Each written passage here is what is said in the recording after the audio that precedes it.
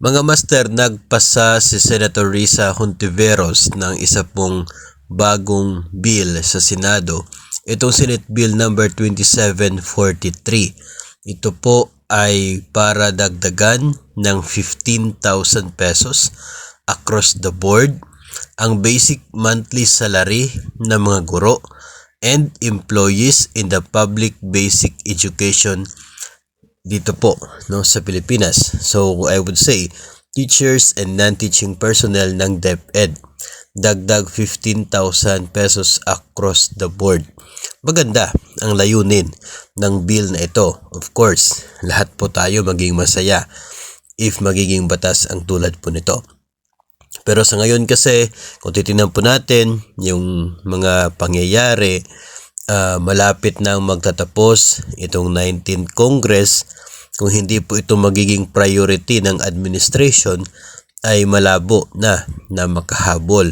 No? Tapos, by mid-2025 kasi magtatapos na po itong 19th Congress. So, kung hindi po ito maging batas, pagdating po ng araw na yan, ay back to zero na naman, no? Pagdating po ng 20th Congress starting July 2025.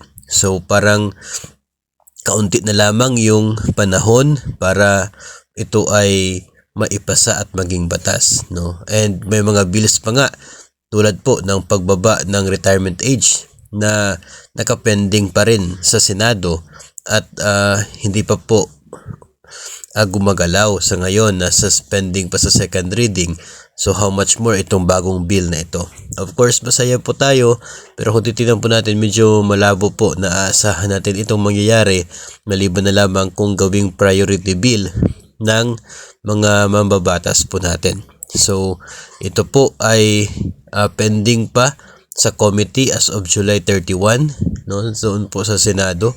So medyo wag muna nating asahan na mangyayari, especially po na kakalabas lamang o hindi pa nga na-implement sa ibang mga lugar. Ito pong Executive Order number 64 ng Pangulong Marcos na nagdagdag ng sahod sa mga civilian personnel ng gobyerno.